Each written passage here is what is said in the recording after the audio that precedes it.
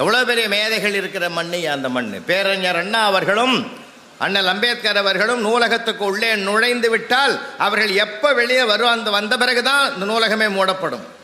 அப்படின்னா அவங்க சிந்தனை பயணம் எப்படி இருந்தது புத்தகத்துக்குள்ளே. ரொம்ப ரொம்ப சிறப்பானது. ஏன்னா நம்ம மனிதனுக்கு 2 பசி, ஒன்று அறிவு பசி, இன்னொன்று அடிவயிற்று பசி.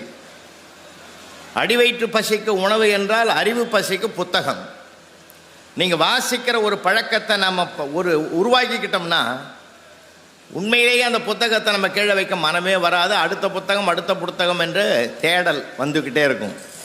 எந்த மனிதன் தேடுகிறானோ தேடுகிற மனிதனைத்தான் உலகமும் தேடும் என்பதுதான் பொன்மொழி. என்றால் நம்முடைய பிள்ளைகளை தேடுவதற்கான ஆயத்தப்படுத்துவதிலே நாம் தயாராக இருக்கணும். சும்மா எல்லாம் வாங்கி கொடுத்து அவன் நம்ம கண்ணெதிரிக்க படிக்க வச்சு அவன் தப்பாக கூட தான் படிப்பான்.